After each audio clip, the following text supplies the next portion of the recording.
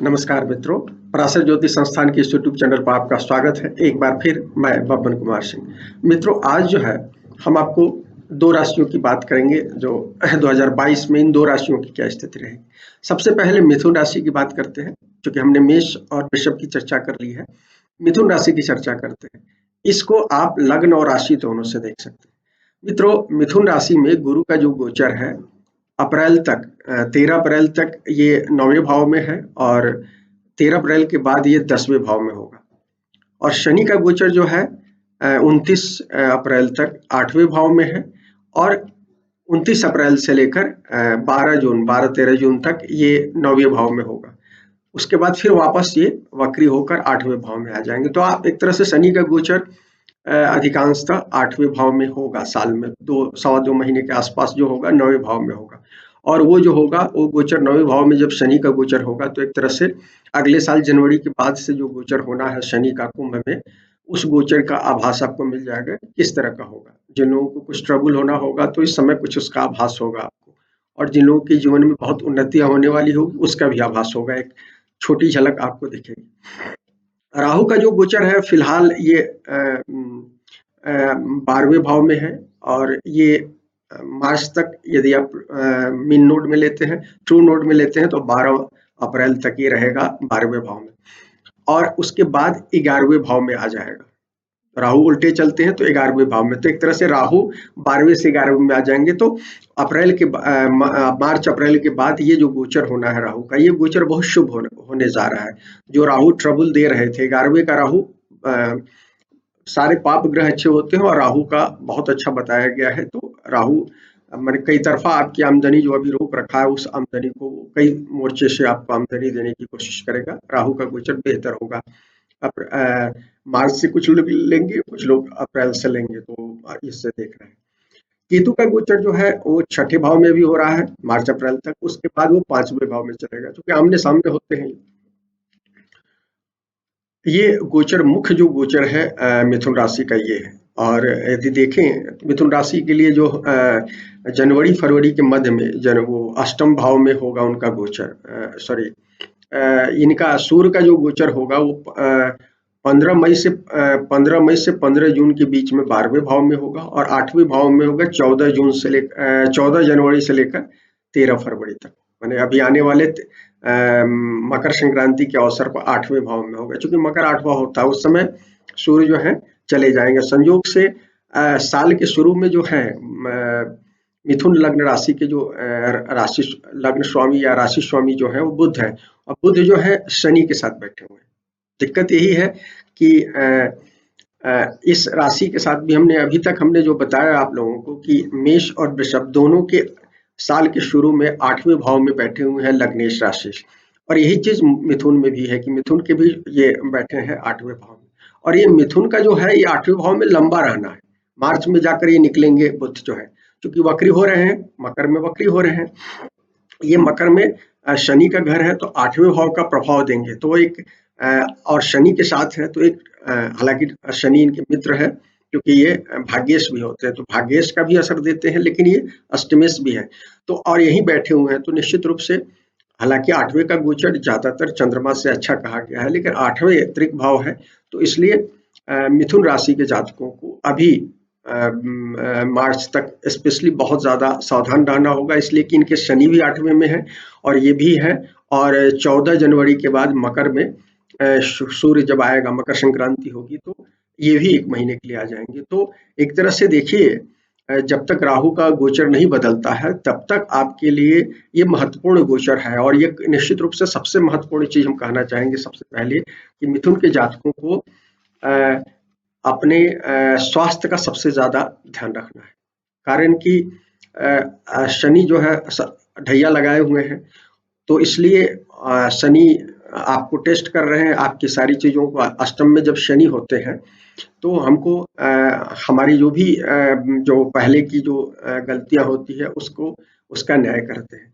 तो सबसे पहले हम जो कहने स्वास्थ्य की बात कर रहे हैं तो सबसे पहले कहना चाहेंगे कि यदि आपकी खराब लाइफ स्टाइल है तो ये लोग कहीं ना कहीं इस समय कुछ बीमारी से परेशान हो सकते हैं। क्योंकि देखिए, पहली चीज शनि यहाँ बैठकर उसको इंडिकेट कर रहे हैं, दूसरी चीज है लग्नेश बैठे हुए हैं मार्च तक, बीच में तक, मार्च के फलाने, याद नहीं है मुझे, मार्च में बदलेंगे मकर से। तो वो और उसमें बकरी भी रहेंगे, तो बकरी ग्रह हेल्थ से संबंधित इशू देते हैं। और सूरज भी आ रहे हैं 14 अप्रैल से 15 फरवरी के बीच में रहेंगे, तो फरवरी के बीच, मध्य फरवरी तक रहेंगे, तो 1 महीने सूरज भी रहेंगे। तो ये पूरा गोचर बता रहा है कि यदि आपकी खराब लाइफ स्टाइल है और जो लोग अभी तक बचे हुए हैं उन लोगों को भी बहुत सतर्क रहना चाहिए। जैसे जिन लोगों को कोरोना हो गया है तो स्वास्थ्य लाभ कर रहे हैं, वो कहीं ना कहीं उस पर अपने स्वास्थ्य पर ध्यान दे रहे हैं, लेकिन जो लोग मिथुन के जातक अभी बचे हुए हैं उनको वायरल फीवर से या कोई कोरोना टाइप की कोई बीमारी से या कोई भी माने अनिद्रा वगैरह की यदि बीमारी होगी, क्योंकि राहु बैठे हुए हैं 12वें में, वो आपको मानसिक परेशानी बता रहे हैं, उसके कारण आपको नींद की समस्या हो सकती है। या जब सूरज भी रहेंगे, बुध भी रहेंगे और शनि भी रहेंगे तो मेजर कोई अचानक से एक्सीडेंट हो सकता है। यदि आपकी कुंडली में एक्सीडेंट का योग होगा तो निश्चित समय इस समय छोटे मोटे एक्सीडेंट होने के तो चांसेस हैं ही, इसलिए आपको बेहद सावधान रहना है। इसके अलावा यदि आपको बुध त्वचा के कारक है या 8वें भाव में है, त्वचा संबंधी कुछ बीमारी हो सकती है। 8वें में है तो बवासीर या भगंदर टाइप की जो बीमारियां होती है, उस तरह की जो पाइल्स की बीमारियां होती है, उस तरह की बीमारियां आपको परेशान कर सकती है। फिशर वगैरह की बीमारियां परेशान कर सकती हैं। इसी तरह से शनि यहाँ बैठे हुए हैं और सूर्य भी रहेंगे बीच में, तो सूर्य शनि दोनों होंगे तो आपको हड्डी से संबंधित, अस्थि से संबंधित बीमारी हो सकती है, तो जोड़ों का दर्द हो सकता है, एक्सीडेंट में टूट सकता है, ये कुछ, तो आपको इसमें उसमें कहीं ना कहीं। उसके अलावा चूंकि बुध जो है वात पित्त कफ तीनों को बताते हैं, कहीं ना कहीं तीनों तरह की बीमारियां देते हैं, तो स्पेशली वात और पित्त की आपको ध्यान रखना चाहिए कि सूरज भी आ जाएंगे और शनि भी यहाँ बैठे हुए हैं, तो शनि वात की देंगे और सूरज जो है पित्त की बीमारियां दे सकते हैं, तो वात और पित्त की बीमारियां आपको देंगे। और बाद में भी जो कंडीशन है, साल के बाद के चरणों में भी कई महीने में ऐसी स्थितियां हैं कि बहुत अच्छी स्थितियां नहीं बन रही है, तो इसलिए हम आपको कहेंगे कि इस साल एक्चुअली आपको बहुत माने इस साल आपको राहत एक्चुअली लास्ट क्वार्टर में जाकर मिलेगी हेल्थ के मामले में। जो लोग की लाइफ स्टाइल ठीक नहीं हुई, जिनकी लाइफ स्टाइल अच्छी है, जिनका लग्न बहुत मजबूत है, उनको परेशान होने की जरूरत नहीं है। लग्न या राशि स्वामी आपका बहुत मजबूत है तो आपको कहीं से भी वो दिक्कत नहीं देगा। लेकिन जिन लोगों की जीवन शैली खराब है, देखिए कोरोना जो है जीवन शैली खराब लोगों को परेशान कर रहा है। हमने अभी एक वीडियो किया था, बताया था कि हमें क्यों कंपटीशन की जगह सेवा भाव से काम करना चाहिए, और हम स्पेशली आपको कहेंगे मिथुन के जातकों को कि सेवा भाव, क्योंकि शनि 8वें में जा रहे हैं, किसी भी कुंडली में शनि 8वें 12वें में भाव में हो तो निश्चित रूप से आप ध्यान रखें, अपने गुरु जैसे ग्रह भी हो तो आपको, और शनि तो निश्चित रूप से सेवा के कारक ग्रह है, तो आपको सेवा करनी चाहिए। तो आपके आसपास में बहुत सारे लोग, आपको अपनी स्पीड, आप किस रफ्तार से बढ़ रहे हैं, इससे अपेक्षा आपको ये देखना चाहिए कि आपके आसपास के जो लोग हेल्प के लिए आते हैं, आपसे कुछ मदद चाहते हैं, तो उनको हेल्प करना चाहिए। ये हेल्प करने का समय है, तो सेवा भाव से काम करने के लिए मिथुन के जातकों के लिए बहुत बढ़िया है। जो लोग सेवा भाव से करेंगे तो हम जो बस बहुत सारी बीमारी या दूसरी तरह की चीज कर रहे हैं उससे कहीं ना कहीं उनको राहत होगी। देखिए हमारे जीवन में बीमारियां आने का सबसे बड़ा कारण है कि एक तो लाइफ स्टाइल हमारी गड़बड़ है, उसके अलावा जो हम लाइफ स्टाइल भाग दौड़ वाली जिंदगी हमने अपना ली है तो हमको बहुत टेंशन क्रिएट करता है, और टेंशन क्रिएट करता है। वैसे भी बुध जो है तीसरे के जेमिनी तीसरा होता है कालपुरुष कुंडली में, तो ये यहाँ से काम भावनाएं शुरू हो जाती है, तो मिथुन के जातक काम भावना से बहुत ज्यादा पीड़ित होते हैं, तो इस तरह की कमजोरियां भी इनमें होती है। वाचाल होते हैं, बिना सोचे समझे काम करते हैं, क्योंकि किशोर अवस्था के ग्रह है कहीं ना कहीं, तो टीनेज के ग्रह है, तो ये इस तरह के, इसलिए मिथुन के जातकों को ये परेशानी रहती है। इसलिए आपको बहुत ज्यादा इस समय हेल्थ की के मामले में सबसे पहले हम आपको कहेंगे कि आपको सावधान रहना चाहिए। इसके बाद हम आपको कहते हैं आपको कि आपके कामकाज के बारे में कहते हैं कि देखिए गुरु का गोचर जो है अप्रैल मध्य तक तो अच्छा है, आपका गुरु का गोचर अप्रैल मध्य तक 9वें भाव में है। 9वें भाव में गुरु बेस्ट रिजल्ट देते हैं, तो गुरु आपके लिए अच्छे हैं तो निश्चित रूप से काम काज में तो ये अच्छा दिखा रहा है। लेकिन 8वें शनि बैठे हुए हैं और वो गुरु के निकलने के बाद ही वो इस घर से कुछ दिनों के लिए 2 महीने के लिए निकलेंगे, तो कहीं ना कहीं गुरु का 8वें शनि का 8वें में, गुरु का 9वें में, ये मिक्स रिजल्ट बता रहा है। तो मिक्स रिजल्ट कैसा होगा, तो इसको ऐसे समझिए कि गुरु के कारण आपका ज्ञान अर्जन बढ़ेगा, क्योंकि 9वें भाव में गुरु क्या है, हमको धर्म की जानकारी देते हैं, हमको हमारा क्या ड्यूटी है इसको बताते हैं और हमको ज्ञान की वृद्धि करते हैं। हमारे बहुत सारे गुरु लोग मिलते हैं जो हमको तो ज्ञान, स्किल डेवलपमेंट, इवन ट्रेवल वगैरह की स्थितियां दिखती है बहुत ज्यादा। आप ट्रेवल करते हैं, उससे ज्ञान अर्जन होता है, तो ये सारी चीजें दिख रही है। और भाग्य उन्नति के कारण आपको करियर में कुछ चांसेस मिलेंगे। लेकिन क्योंकि शनि क्या होता है, सेवा का ग्रह है, हमारे अनुचर का ग्रह है, माने हमारे सबोर्डिनेट्स का ग्रह है। शनि 8वें में है, तो वो हमको अभी सबोर्डिनेट्स नहीं दे रहा है। हमारे हमारे आसपास में हमारे पीपुल सपोर्ट नहीं है हमारे पास।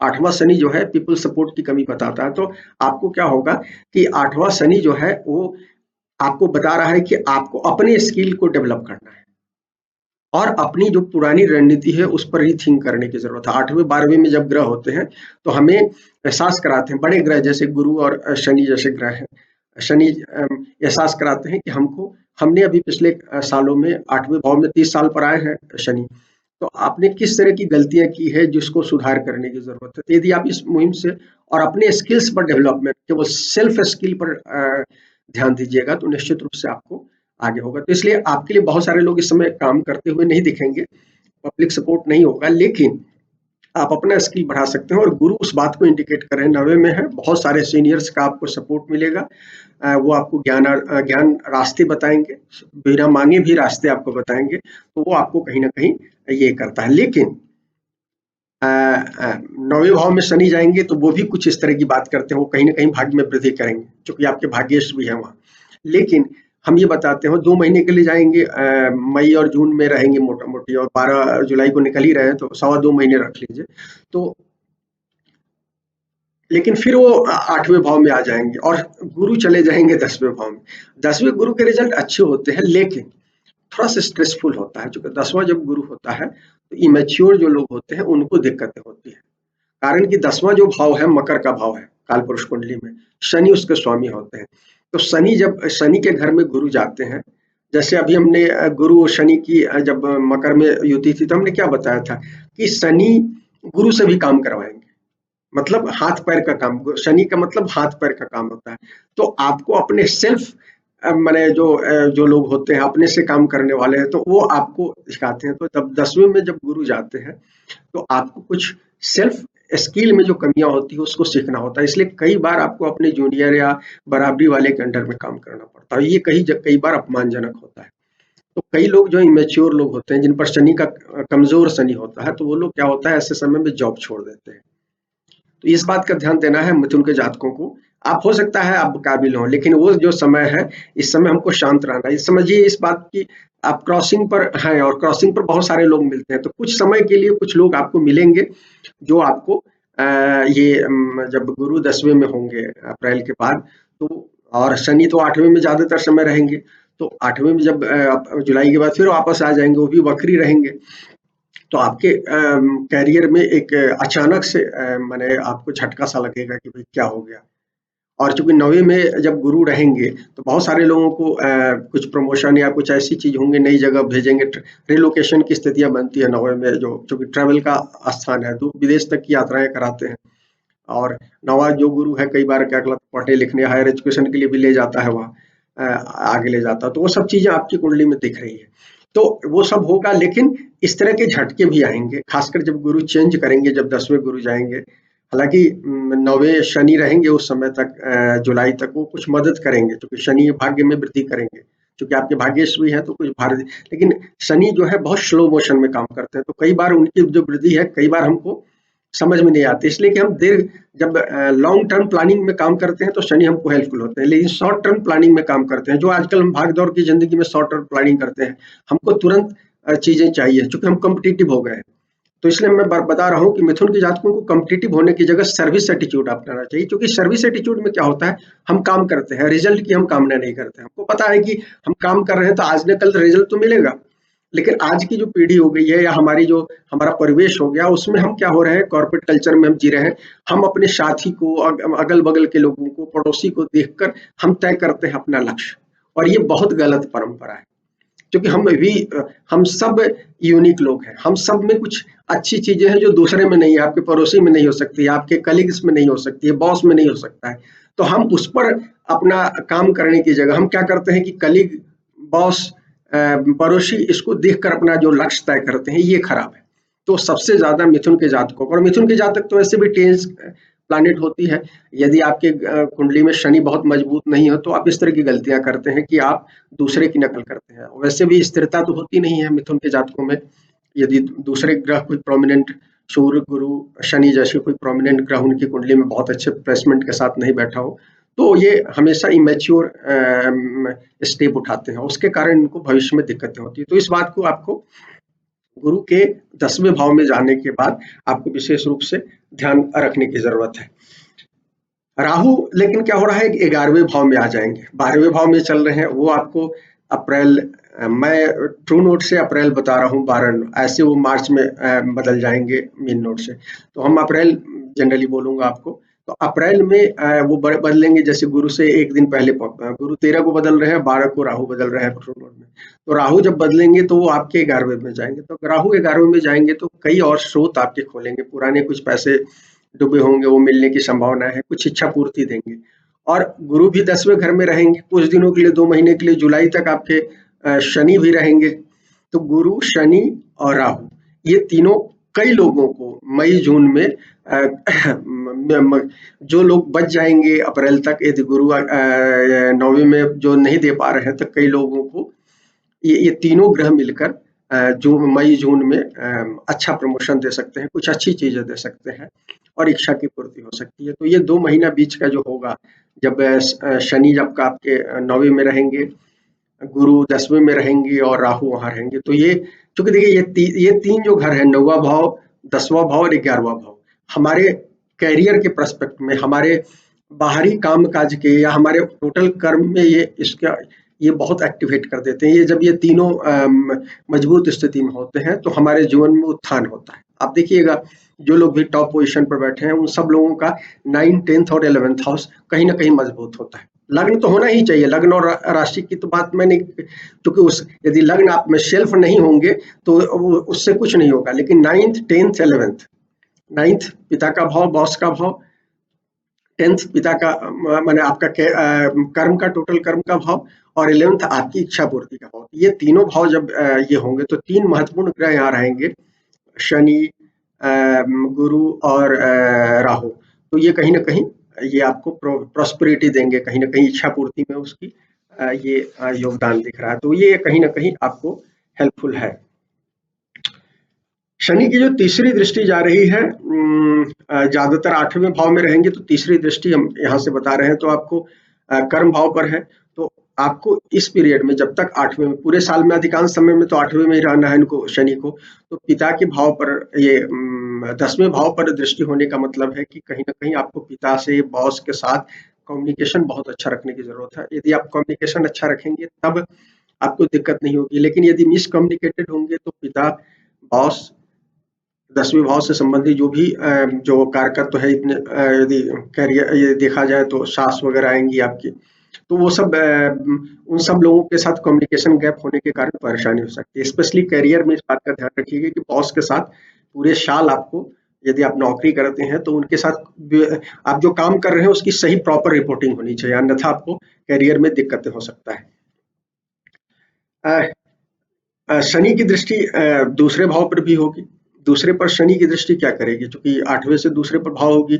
तो दूसरा भाव क्या है? दूसरा भाव हमारा धन का भाव है, इन्वेस्टमेंट का भाव है। तो शनि जब दूसरे भाव पर दे रहे हैं तो 2-3 चीज करेंगे यहाँ से। शनि आपको लॉन्ग टर्म यदि आप इन्वेस्टमेंट की प्लानिंग करते हैं तो उसमें मदद करेंगे आपको। इसके अलावा लेकिन शनि यहाँ दूसरे भाव पर दे रहे हैं तो आपको फूड हैबिट्स पर भी ध्यान रखना चाहिए। हो सकता है कि आप कुछ फूड हैबिट्स गड़बड़ होगी तो उसके कारण कहीं ना कहीं आपको दिक्कतें हो सकती है। तो ये तो हमने पहले भी हेल्थ के बारे में कहा था कि हेल्थ में ध्यान रखना है, तो उसमें फूड हैबिट्स पर, क्योंकि अपना लाइफ स्टाइल गड़बड़ होने का मतलब है कि फूड हैबिट्स भी आपकी गड़बड़ होती है। आप लीकर लेंगे, मांसाहारी होंगे, खाने पीने का आपका कोई निश्चित समय नहीं होगा, कभी ज्यादा खाएंगे, कभी कम खाएंगे, तो आपके पूरे वो पाचन को भी खराब करेगा, उसके बाद आपके जीवन पर उसका असर होगा। तो आपको इस बात का विशेष तौर पर ध्यान रखना है।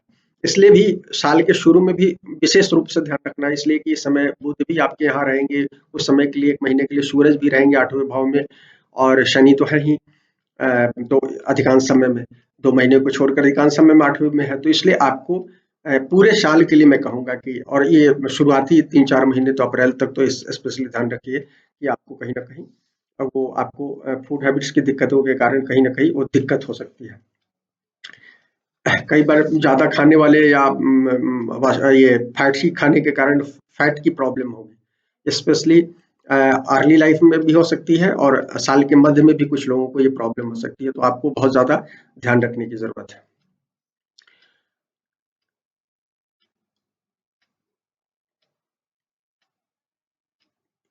ये गुरु की बात करते हैं। गुरु चूँकि 9th में है अप्रैल तक, तो गुरु जो है, गुरु की दृष्टि आपके लग्न या चंद्रमा पर है। तो लग्न पर भी है तो हेल्थ के मामले में हेल्प कर रहे हैं। यदि कोई प्रॉब्लम होती है तो ठीक करेंगे, चंद्रमा पर भी है तो ये है।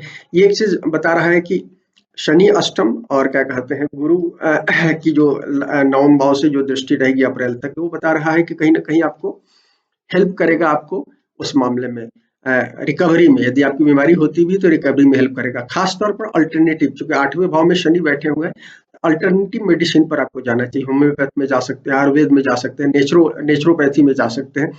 आपको अंग्रेजी एलोपैथ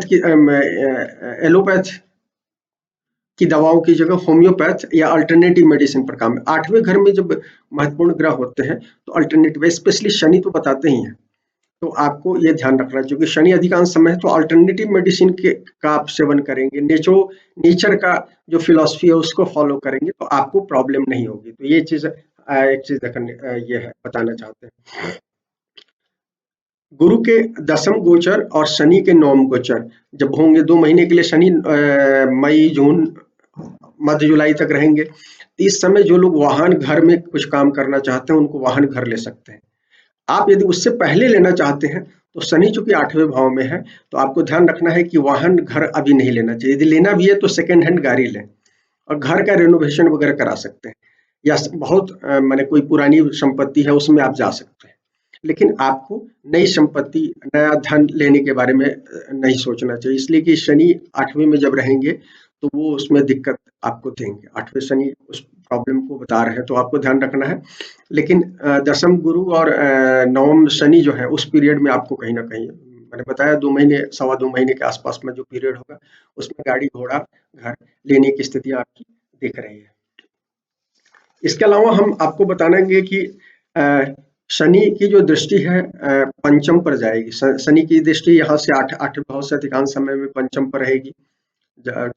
पंचम पर रहने का मतलब क्या है? हालांकि उस पर गुरु की दृष्टि भी है, क्योंकि 9वें भाव से गुरु की दृष्टि रहेगी, अप्रैल तक गुरु की दृष्टि भी रहे, तो अप्रैल तक तो गुरु की दृष्टि और शनि की दृष्टि आपको कुछ हेल्प करते हुए दिख रहे हैं।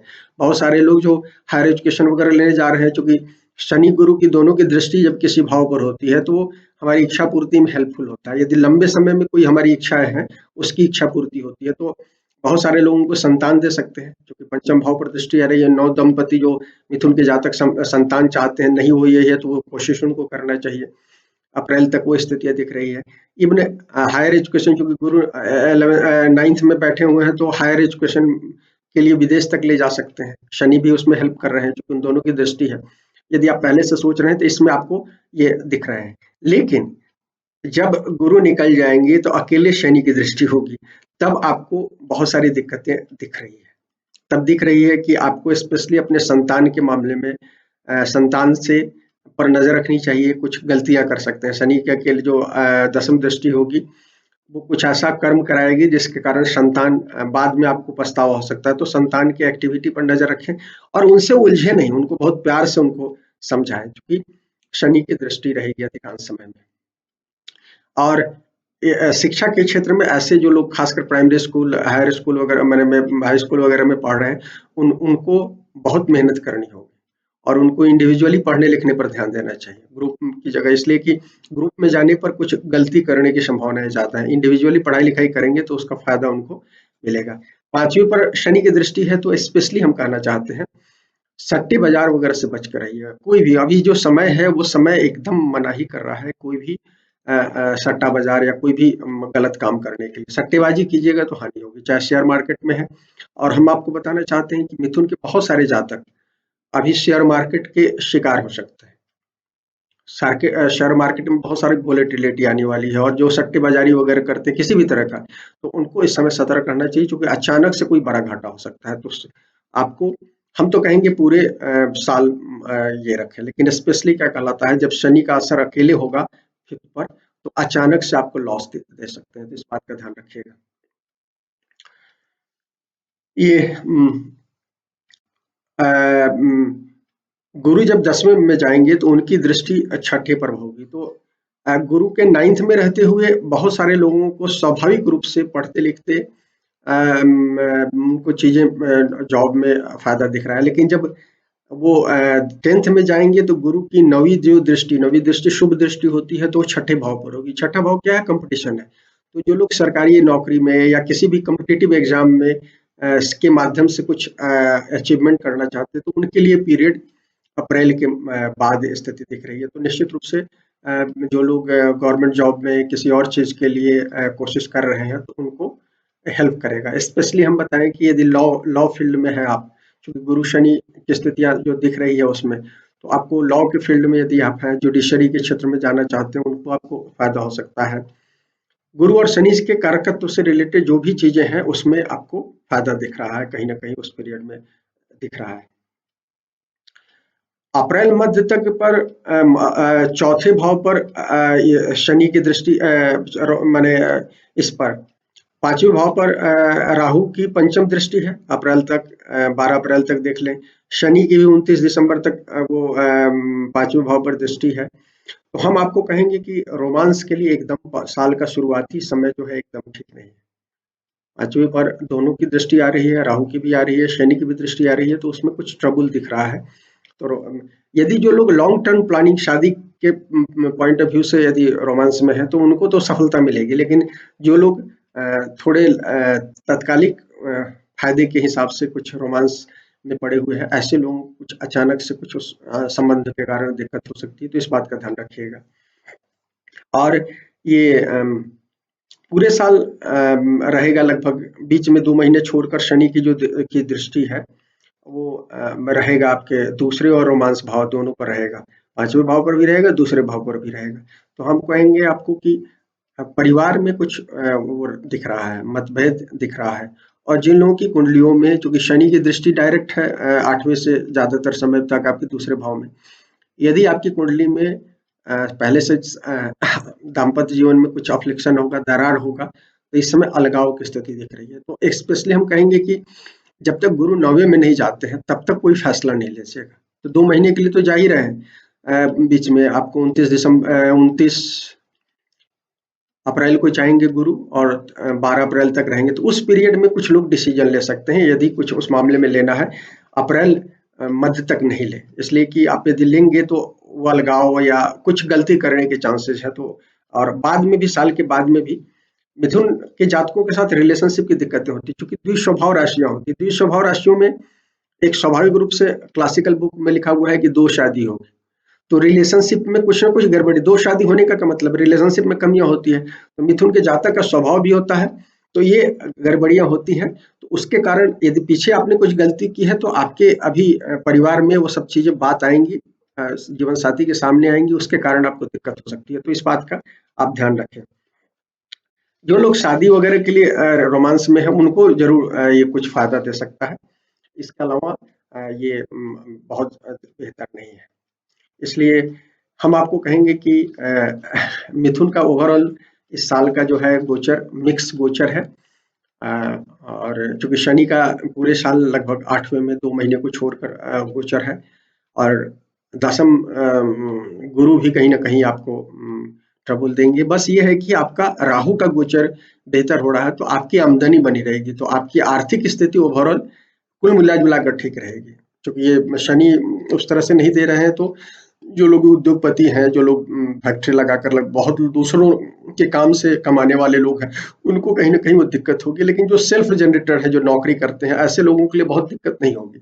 लेकिन जो उद्योगपति हैं, उनको कुछ दिक्कतें रहेंगी। हालाँकि बीच-बीच में उनको राहत भी होगी, इसलिए कि यदि आप मैच्योर हैं, तो 10वां गुरु आपको हेल्प करेगा, राहु 11th हेल्प करेगा। तो इस बात को ध्यान में रखकर आपको ध्यान रखना चाहिए। इसका हम आपको कहेंगे कुछ उपाय ज़रूर मिथुन के जातकों को करें। देखिए, अभी कोरोना ने ऑक्सीजन की कमी के बारे में हमको बहुत विस्तार से बताया, तो हम आपको कहेंगे कि यदि आप पेड़ लगा सकते हैं, क्योंकि शनि का आप पर अभी कष्ट है, अष्टम शनि का ज़्यादातर समय है, तो आप पेड़ लगाएँ। क्या पेड़ लगाएँ? बड़े पेड़ लगाएँ, बरगद या पीपल का पेड़ लगाएँ। ये पेड़ जो है बहुत सारे लोगों लाखों लोगों को अपने माना जाता है कि आधे किलोमीटर तक के आधे से 1 किलोमीटर तक के रेंज में जो लोग होते हैं उनको ऑक्सीजन देता है। शहरों में यदि एक पीपल का पेड़ हो तो आधे किलोमीटर में तो लाखों लोग रहते हैं।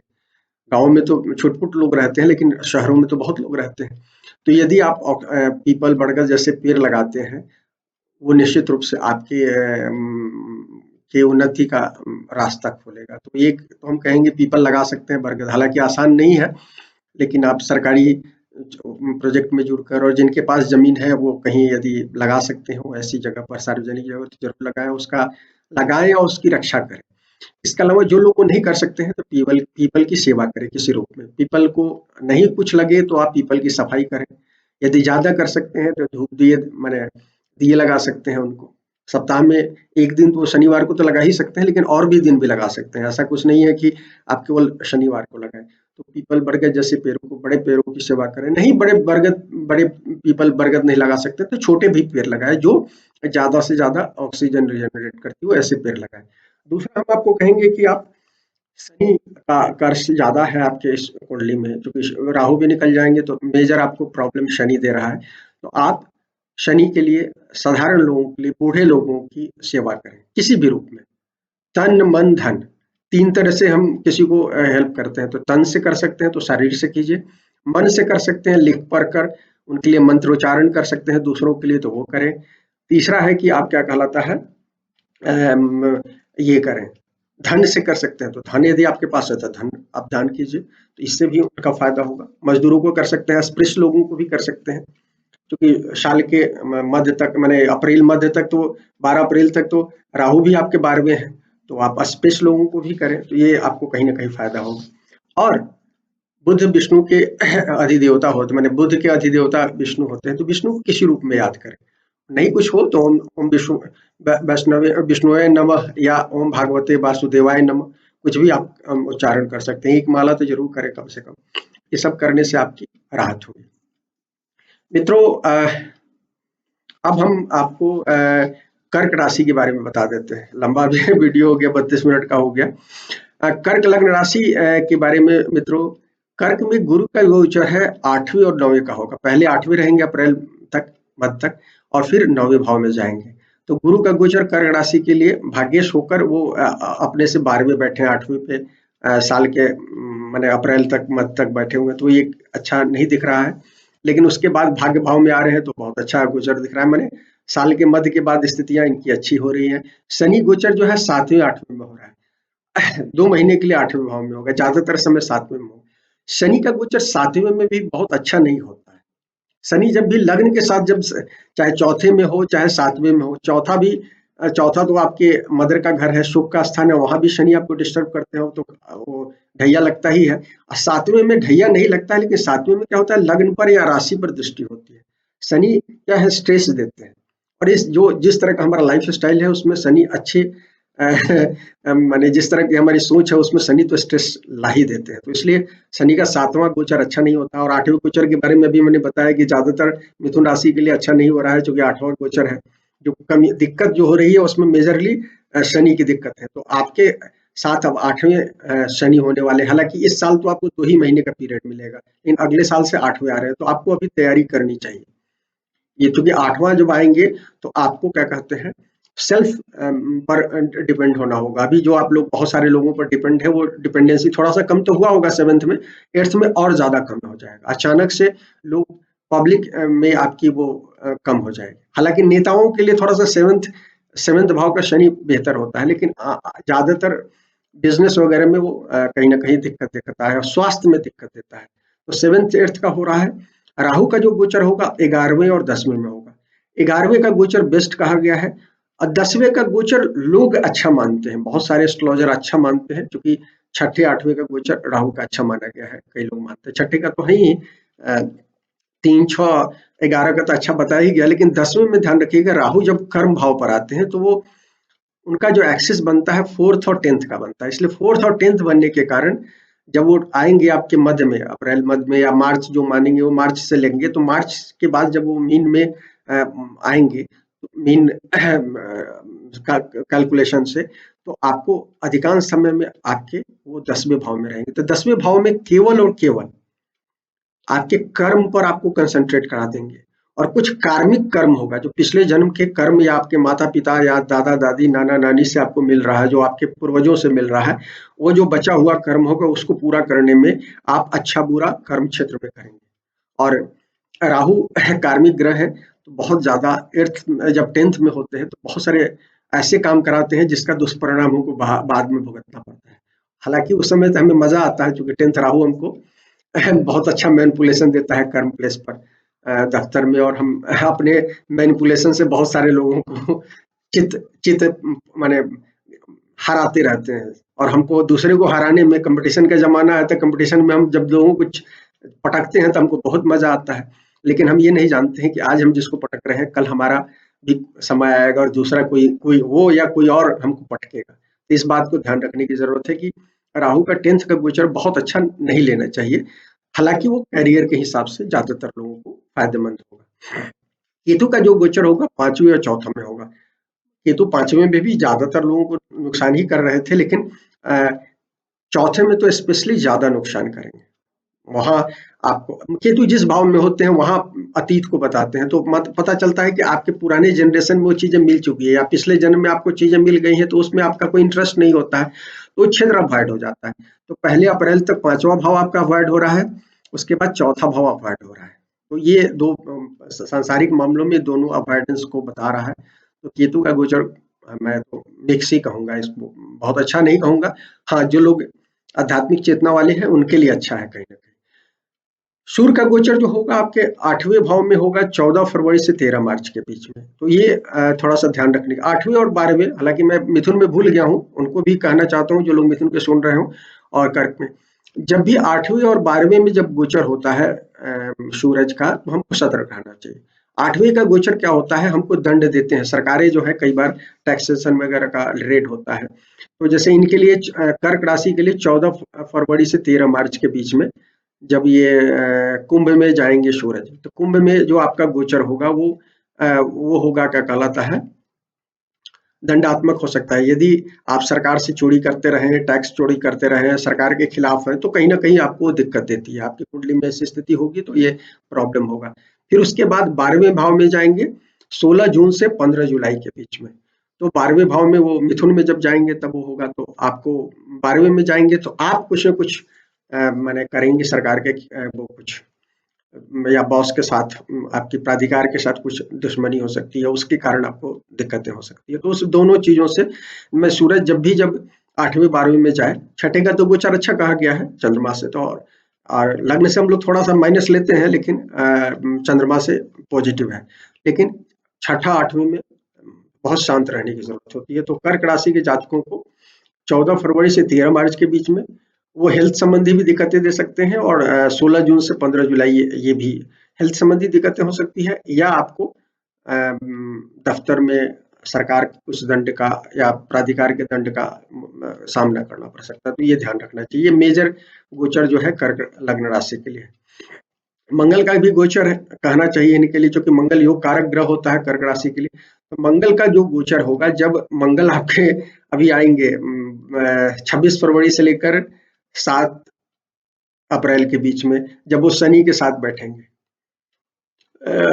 वो उस समय आपको, और कुछ समय वो मरकरी भी वहां रहेगा, तो शनि और मरकरी के बीच में मंगल उलझेंगे, और 7वें में उलझ के रहेंगे लेकिन शनि के साथ है, तो आपको कहीं ना कहीं बहुत सारे पार्टनरशिप में प्रॉब्लम देगा शनि। देखिए, ट्रेडिशनली एक चीज मैं बताऊं, जब भी शनि, किसी भी कुंडली में शनि और मंगल साथ होते हैं तो क्या होता है, वो एक एक इंडिकेशन है कि आपको रिलेशनशिप में बहुत बड़ी दिक्कतें होने वाली है। खासकर मियाँ बीवी के रिलेशनशिप में आपको मेजर दिक्कतें होने वाली है। और ये तो आपकी कुंडली में, कर्क राशि की कुंडली में हमने बताया कि वो मार्च अप्रैल में जो फरवरी मार्च अप्रैल में 1.5 महीने का जो गोचर होगा मंगल का, जो 7वें भाव का, वो आपको मेजर ट्रबल देगा। उसके बाद वो 10वें में जाएंगे, राहु के साथ रहेंगे, तो वहाँ करियर के मामले में बहुत सारे लोगों को फायदा देंगे, हालांकि लेकिन कुछ ऐसी गलतियां करेंगे जो आपके परिवार पर उसका असर होगा, वो एक माइनस होगा, तो उसको आपको देखने की जरूरत है। तो ये दो गोचर जो है मेजर आपको देखने की जरूरत है। और 8वें में भी जाएंगे, उसके बाद जैसे 7 अप्रैल के बाद जाएंगे, वो 8वें भाव में जाएंगे मंगल।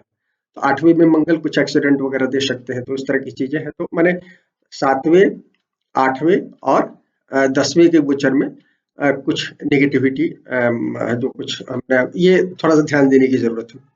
अब हम आपको बताते हैं कर्क लग्न के बारे में, विस्तार से बताते हैं। उसमें कर्क लग्न के क्या है, भगवान राम का जो लग्न है वो कर्क है।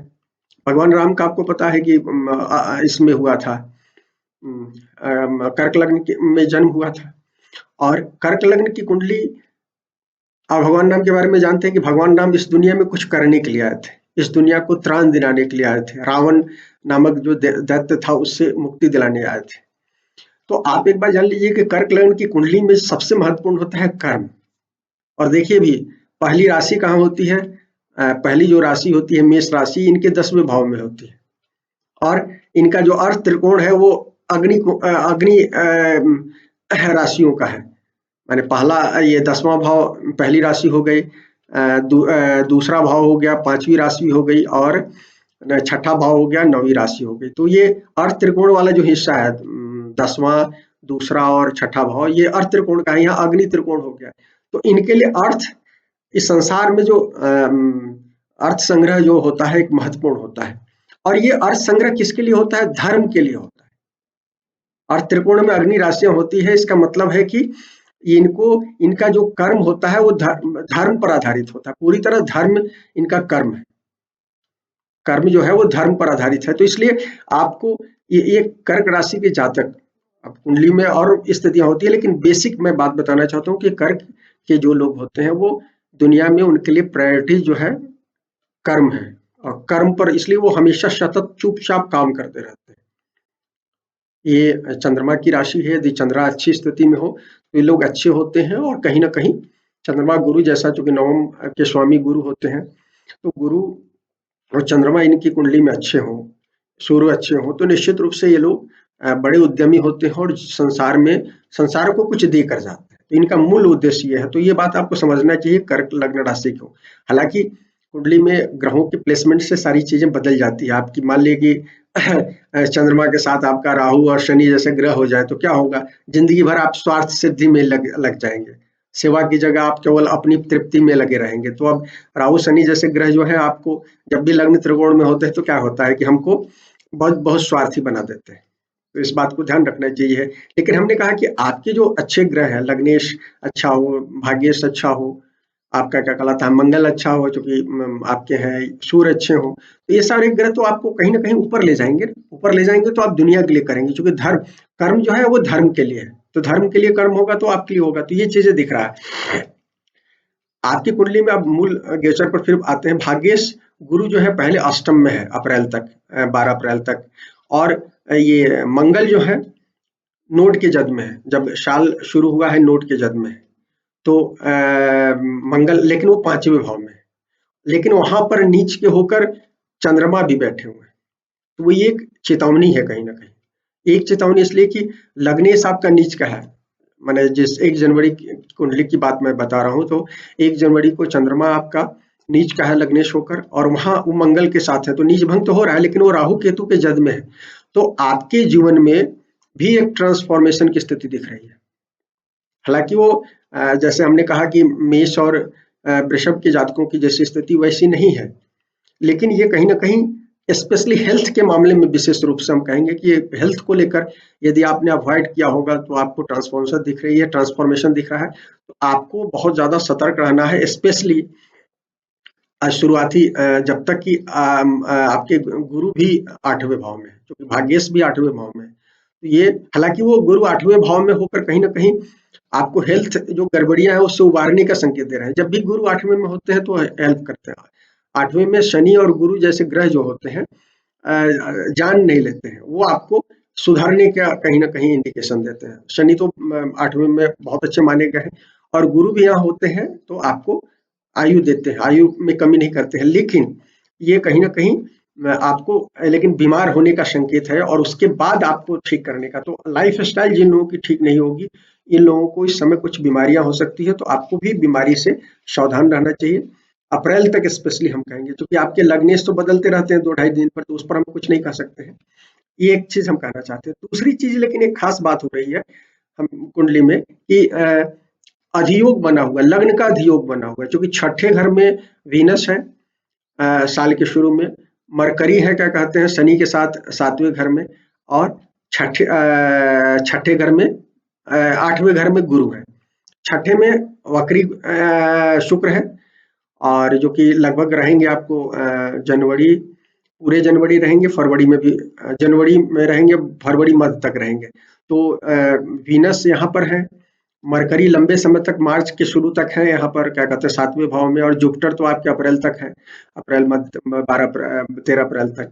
तो ये एक अधियोग बना रहा है, चूंकि आपका अधियोग क्या होता है, अधियोग लग्न अधियोग मैं कह रहा हूँ, तो लग्न पर, लग्न के से 12वें जो होता है, 12वें भाव पर भी दृष्टि जा रही है वीनस की, जुपिटर की दृष्टि जा रही है दूसरे भाव पर, और मरकरी की दृष्टि जा रही है, और ये तीनों शुभ ग्रह हैं। ये सरस्वती योग भी बना रहे हैं, और साथ में आपको क्या कहते हैं, लग्न अधियोग बना रहा है। तो ये दे रहे हैं कि कहीं ना कहीं यदि आपकी कुंडली यदि बेहतर है, तो बहुत सारे लोग इस पीरियड में बहुत अच्छी स्थिति में रहेंगे और अपने सेल्फ एफर्ट से बहुत आगे जाएंगे। ये भी बात है। मैंने एक तरफ तो हमने बताया कि कहीं ना कहीं वो ट्रांसफॉर्मेशन दिख रहा है, स्पेशली जिन लोगों का छठा घर बिगड़ा हुआ होगा, जिनको, जिनकी कुंडली में छठा बीमारी, रोग, शत्रु का इंडिकेशन दे रहा होगा, जो स्वयं सेवा की जगह हमेशा कंपटीशन भाव से कर रहे होंगे, और उनका पुण्य कम होगा, पूर्व पुण्य कम होगा, तो उनको बीमारियां हो सकती है। तो ऐसे लोगों को, लेकिन अधियोग बता रहा है कि ये लग्न अधियोग बता रहा है कि आप लोगों को, बहुत सारे लोगों को इस पीरियड में ओवरऑल आपके स्वयं के इंटेलिजेंस के कारण और सपोर्ट भी मिलेगा, क्योंकि वहाँ शनि बैठे हुए हैं 7वें में, वहाँ मरकरी उसके साथ बैठकर कहीं ना कहीं आपको हेल्प करेंगे ये, और आप आगे बढ़ेंगे, ये जरूर है। खासकर फरवरी तक की स्थिति और निश्चित रूप से अधियोग के कारण आपकी स्थिति दिख रही है। लेकिन फिर जुपिटर 8वें में बैठे हैं, तो जुपिटर अपना वो कुछ ना कुछ देंगे।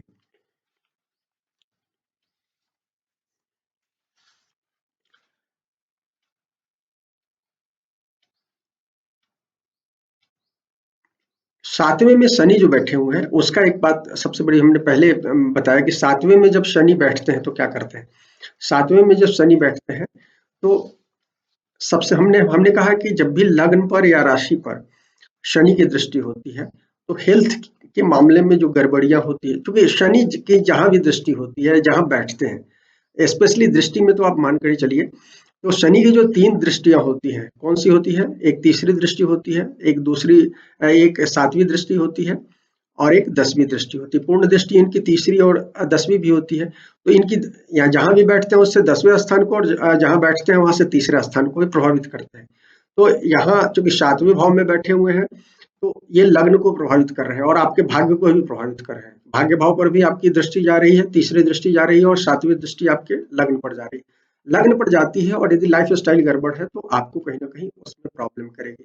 दूसरी चीज़ है, या 7वें में बैठे हैं, तो आपकी रिलेशनशिप में जो गड़बड़ियाँ होंगी, फॉल्ट लाइन होगा, उसको कहीं न कहीं उजागर करके पीछे अपने जीवन साथी के साथ या व्यावसायिक साथी के साथ आपने यदि कुछ गड़बड़ियाँ की हैं, उनके खिलाफ मैनिपुलेशन किया है, तो इस समय आपको अचानक से वो एक्सपोज़ होगा। उस एक्सपोज़न के कारण कहीं न कहीं आपको व्यक्तिगत रिलेशनशिप में या प्रोफ़ेशनल रिलेशनशिप में आपको अलगाव का सामना करना पड़ सकता है। कुछ लोगों को तलाक वगैरह की स्थिति हो सकती है। तो हम आपको कहेंगे कि देखिए, गुरु आपके बदल जाएँगे, गुरु चले जाएँगे अप्रैल के बाद, तो आपको भी अप्रैल तक कोई फैसले नहीं लेने हैं। स्पेशली आपके मामले में स्पेशली ध्यान रखना है कि अप्रैल तक आपको कोई अलगाव के मामले में फैसले नहीं लेने हैं। अप्रैल के बाद आप फैसले लेंगे तो आपको कहीं न कहीं हेल्पफुल होगा वो। एक और चीज़ कहना चाहते हैं कि वक्री शुक्र हैं, वो छठे में है, हालाँकि वो अधियोग बनाए हुए अच्छी चीज़ है, लेकिन वक्री शुक्र हैं। जिनकी कुंडलियों में शुक्र मंगल एक अंश पर चलेंगे लगभग फरवरी में 1 महीने से ज़्यादा है वो। तो यदि आपकी कुंडली में शुक्र मंगल का जिन लोगों के कर्क लग्न की कुंडली में या कर्क राशि की कुंडली में जिन लोगों का मंगल और शुक्र की स्थिति होगी साथ में, तो क्या होगा? ये कहीं न कहीं ऐसे रिलेशनशिप को बताता है जो कि रिलेशनशिप बाद में पे करना पड़ता है। उस गलत रिलेशनशिप के कारण आपको पे करना पड़ सकता है। तो या तो हेल्थ में पे करना पड़ सकता है या रिलेशनशिप में। तो ये आपको ध्यान रखना है। जिन लोगों की कुंडली में मंगल शुक्र कर्क लग्न राशि की कुंडलियों में बना हुआ है पहले से, नजदीकी डिग्री हो, 1 डिग्री के आसपास में हो या 5 डिग्री के आसपास में हो, इवन दूर में भी हो, यदि उसका असर आपको दिख रहा है, कुछ गलत रिलेशनशिप में आप रहे हो, तो आप सावधान रहिएगा। इस समय आपको रिलेशनशिप में कहीं ना कहीं मेजर दिक्कतें आ रही है, दिख रही है। या तो रिलेशनशिप में वो दिक्कत आएगी या हेल्थ में दिक्कतें आएंगी। तो ऐसे लोग सतर्क रहें। और जब इस बीच में एक और चीज हम कहना चाहते हैं, अ, ये जो प्रोफेशनल रिलेशनशिप जिन लोगों का है, उन लोगों को भी कहना चाहते हैं कि पार्टनरशिप में जो लोग होंगे, काम कर रहे होंगे, उनको जब मई और जुलाई के बीच में 2 महीना शनि चले जाएंगे 8वें भाव में, तब आपको मेजर झटके लग सकते हैं। उस समय में यदि आपने मैनिपुलेशन किया है, धोखा किया है यदि अपने पार्टनर के साथ, तो ये अचानक से वो उसका कहीं ना कहीं वो अलगाव क्लियर कट उसमें होगा। तो इस बात का ध्यान रखिए। मार्च अप्रैल तक, मार्च मीन से और अप्रैल ट्रू नोट से राहु रहेंगे वहाँ। तो आपके लिए क्या है, राहु लाभ भाव में है। लाभ भाव में बहुत अच्छा रिजल्ट देते हैं। तो लाभ भाव में आपको हर तरह की इच्छा पूर्ति दे रहे हैं, बहुत सारे मद से आपको पैसे आ रहे होंगे, तो ये सब चीज आता रहेगा। लेकिन अप्रैल के बाद स्थिति बदलेगी। अप्रैल के बाद वो 10वें में जाएंगे। हमने आपको बताया 10वें में जाएंगे तो क्या होगा, यदि आप बहुत ज्यादा क्या कहलाता है अपने पक्ष में मैनिपुलेशन करेंगे, तो अभी तो आपके पक्ष में चीजें होंगी निश्चित रूप से। राहु अगले 1.5 साल तक आपको देंगे, लेकिन जब यहाँ से निकलेंगे 9वें भाव में जाएंगे, 8वें भाव में जाएंगे, तो उसके रिजल्ट आपको भुगतान करने पड़ सकते हैं। तो आप ध्यान रखें, कोई ऐसा मैनिपुलेशन नहीं करे जो आपको बाद में पे करना पड़े। तो इस बात को ध्यान रखिए। मैं पॉलिटिशियन लोगों को भी कहूंगा, चूंकि अभी उनके लिए 7वें शनि जो है उनके लिए मुफीद है। और राहु जब उनके अप्रैल के बाद या मार्च के बाद जब जाएंगे वो 10वें भाव में, तो ऐसे लोगों को, कई लोगों को बड़ी ऊंचाइयां देने वाले हैं। तो मैनिपुलेशन करके वहां नहीं पहुंचे, स्वाभाविक रूप से पहुंचे। पुराने पुण्य के कारण, पिछले जन्म के पुण्य के कारण, बाप दादों के पुण्य के कारण यदि आप वहां पहुंच रहे हैं, तो उन लोगों को धन्यवाद दें और उसको स्वीकार करें, मैंने गरिमा से उसको स्वीकार करें। अन्यथा यदि मैनिपुलेट करेंगे तो आपके साथ भी मैनिपुलेशन होगा। राजनीति में मैनिपुलेशन सबसे ज्यादा चलता है, तो इस बात का ध्यान रखें। शनि की दृष्टि जो है क्या कहते हैं, लग्न पर है और राशि पर है। तो जो लोग दीर्घकालीन काम करना चाहते हैं, व्यवसाय में कोई आप बड़ा काम करना चाहते हैं, तो इसकी, क्योंकि शनि जब जहां भी दृष्टि होती है तो लॉन्ग टर्म प्लानिंग पर वो ध्यान देते हैं। शनि का क्या काम, और छोटे लॉन्ग टर्म प्लानिंग वाले काम और छोटे छोटे काम, उसको जिसको कहते हैं सर्कुलर मोड में काम करना चाहिए। भैया आप मैंने एक मैंने सर्कुलर मोड में एक काम कीजिए, दूसरी भी प्लानिंग रखिए, तीसरी भी प्लानिंग रखिए, इस तरह से काम करेंगे, उस तरह से। और छोटे छोटे मैंने प्लान करके आप काम करें, तो आप निश्चित रूप से आपको लक्ष्य की पूर्ति होगी। जब भी शनि का जब गोचर हो, छठे के बाद शनि जब आते हैं 7वें में 8वें में, तो कहीं ना कहीं आपको मास में कमी देते हैं। मास का जो होता है क्या कहते हैं, सपोर्ट होता है, उसमें कमी देते हैं, स्पेशली वर्क में के सिलसिले में। क्योंकि शनि जब आपके साथ में आते हैं, तो आपकी जो पुण्य में, चूंकि शनि क्या है, न्याय के देवता है, तो वो न्याय करना शुरू कर देते हैं। तो 7वें 8वें में होते हैं तो न्याय करते हैं। तो यदि आप मैनिपुलेट किए हुए अपने स्टाफ के साथ, तो स्टाफ आपको छोड़ना शुरू कर देते हैं, आपका साथ छोड़ना शुरू कर देते हैं। तो इसलिए क्योंकि 7वें 8वें के करके होने वाले हैं, इसलिए हम आपको कह रहे हैं कि आप इस पर ध्यान दें। और यदि आप ध्यान देंगे, हमने आप बताया था शनि, जब मकर में शनि और गुरु दोनों थे, कि शनि और गुरु जब साथ में हो तो क्या होते हैं, कहते हैं कि भाई जो इस पूरे कॉस्मिक में फायदेमंद हो, जो ब्रह्मांड की जो एनर्जी है उसमें, यदि उसको स्वस्थ रखने के लिए जो आप काम करेंगे, उसमें आपको फायदा होगा। लेकिन उसमें चोरी करेंगे, उसको हानि पहुंचाएंगे, ब्रह्मांड की एनर्जी के खिलाफ यदि कोई काम कर रहे होंगे, तो निश्चित रूप से आपको घाटा होगा। इसलिए हमने कहा कि लॉन्ग टर्म प्लानिंग करनी चाहिए, छोटी छोटी योजनाओं में। जो शनि का स्वभाव होता है, शनि का मतलब आप स्वयं जो काम कर रहे हैं उस काम को मेजरली बताते हैं आरंभिक दौर में। जब वो उनका मास सपोर्ट होता है, तब बहुत सारे लोग आपके लिए काम करते हैं। तो उस बात का ध्यान रखिए, क्योंकि आपको मास सपोर्ट की कमी दिख रही है। आप यदि छोटी योजनाओं में काम करेंगे और लंबे समय की प्लान में काम करेंगे, तो आपको ये फायदा देगा। तो इसलिए आप यदि इन्वेस्टमेंट वगैरह भी करना चाहते हैं, कोई मेजर कोई काम शुरू करना चाहते हैं, तो अभी छोटा अमाउंट लगाएं और छोटे अमाउंट से शुरू करें। फिर जब शनि 9वें भाव में फाइनली जाएंगे, वहां से आप बड़े इन्वेस्टमेंट करें, क्योंकि 9वां 10वां गोचर अच्छा होता है। 11वां का गोचर तो बेस्ट माना गया है शनि का, राहु शनि का गोचर 11वां बहुत अच्छा माना गया है। तो इस तरह से वहां से शुरू होगा। सेहत में हमने बताया था आपको कि सेहत जो है ये इनका नोडल एक्सिस में लगने नीच के होकर बैठे हुए हैं, तो मानसिक और शारीरिक दोनों पीड़ा बता रहा है। तो ये पूरे साल आपको कहीं ना कहीं इसका रिजल्ट मिलेगा। और जिन लोगों की कुंडली में छठा भाव पीड़ित हो तो उसको ध्यान रखना चाहिए। जन्मांक में यदि छठा भाव खराब हो तो, और इस समय वायरल वगैरह का तो ध्यान रखिए ही। खान पान पर बहुत ज्यादा कंट्रोल रखिए, क्योंकि खान पान की गड़बड़ियों के कारण ही, लाइफ स्टाइल की गड़बड़ी के कारण उठने पर ध्यान देखिए, कितने बजे उठते हैं, आपके उठने और जगने का क्या समय है, उस बात का ध्यान रखें। ये यदि उसका ध्यान रखेंगे तो आपके लिए ठीक होगा। इसके अलावा शनि आपके 8वें में 2 महीने के रहेंगे रहेंगे तो उस समय आपको यदि कुछ बीमारी होती है तो उस समय शनि 8वें में रहेंगे। पहले गुरु है, तो ये अल्टरनेटिव, ये भी आपके लिए भी अल्टरनेटिव मेडिसिन वगैरह जो है बेहतर दिख रहा है। जो नेचुरोपैथ में जाइए, होम्योपैथ में जाइए, यूनानी दवा लीजिए, जो भी इस तरह की जो सुविधाएं आजकल तो सरकारें उपलब्ध भी करा रही, बहुत सारी अल्टरनेटिव मेथड की है। तो यदि आप उसको करेंगे, और सबसे बड़ी चीज है, सुबह जल्दी उठिए, शाम में जल्दी सोइए। मैंने देर रात तक जगने की आदत छोड़िए, क्योंकि आपके लिए और मिथुन के जातकों के लिए अच्छा समय नहीं है स्वास्थ्य के पॉइंट ऑफ व्यू से। तो ये ध्यान रखिए। आपको एक और चीज ध्यान रखना जरूरत है कि नवंबर दिसंबर में 31 अक्टूबर को मंगल वक्री हो जाएंगे।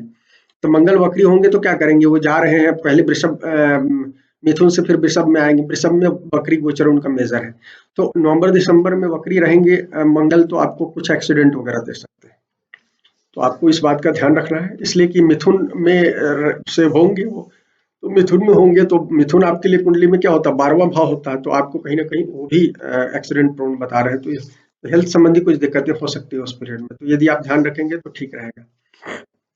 मार्च अप्रैल के बाद में शुभ भाव में केतु जो जाएंगे, इसमें मार्च अप्रैल में जो केतु बदल रहे हैं ना, राहु केतु बदल रहे हैं। तो पहले 5वें में है, फिर चौथे में है। तो जब चौथे भाव में जाएंगे तो क्या होगा, सुख भाव में रहेंगे, और वहां शनि की दृष्टि है 7वें भाव से।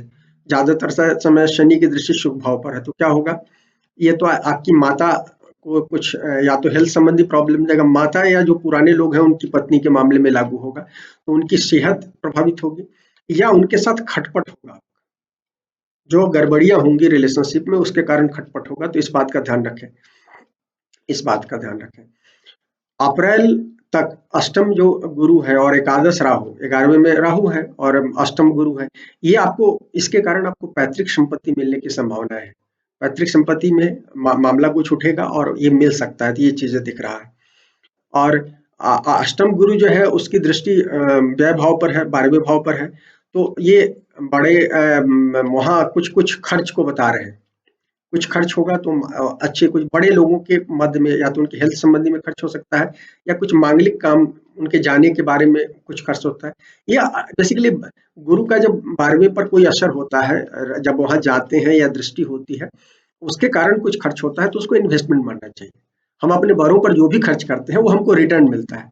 तो इस बेसिक बात को समझिए, तो करके जाते, क्योंकि अपने बड़े लोगों की जितनी इज्जत करेंगे उतना ही आपकी बाद की लाइफ अच्छी होगी। तो इस बात को ध्यान रखें। तो इस खर्च को मैं कहीं न कहीं इन्वेस्टमेंट मानता हूँ। बड़े लोगों पर जो भी खर्च करेंगे वो इन्वेस्टमेंट होगा, तो आप ये करें। इसी तरह से यहाँ पर यदि गुरु ये दूसरे पर भाव पर 8वें से अप्रैल तक वो रहेंगे, तो 8वें दूसरे भाव पर दृष्टि दे रहे हैं। तो यदि लॉन्ग टर्म आप यदि शेयर मार्केट में, बॉन्ड मार्केट में, इवन कोई बड़े ऑर्गेनाइजेशन में यदि आप इन्वेस्ट करते हैं तो वो आपके लिए फायदेमंद रहेगा। शॉर्ट टर्म कोई प्लानिंग नहीं कीजिए, लॉन्ग टर्म प्लानिंग कीजिए। अष्टम गुरु लॉन्ग टर्म प्लानिंग में सपोर्ट करते हैं।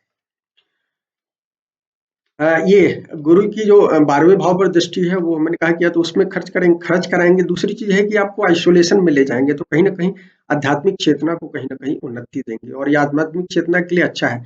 कर के जातकों के लिए भी है, पहले अधियोग बना हुआ है वो भी अब बता रहा है, और गुरु की जो 12वें भाव दृष्टि है वो बता रहा है कि जो लोग आध्यात्मिक, पहले से आध्यात्मिक का मैंने थोड़ी सी भी यदि रुचि होगी तो इस समय आध्यात्मिक उन्नति उनको मिलेगा निश्चित रूप से।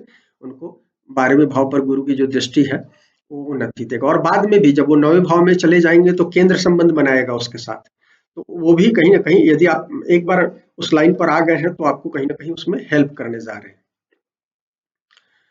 अप्रैल के बाद गुरु आ जाएँगे 9वें भाव में, वो कहीं न कहीं आपको ज्ञान ज्ञान की बहुत ज़्यादा वृद्धि देंगे, स्किल डेवलपमेंट देंगे, बहुत सारे लोग बाहर जाएँगे, उनके साथ पढ़ाई-लिखाई हो सकती है उनकी। तो वो सारी चीज़ें दिख रहा है।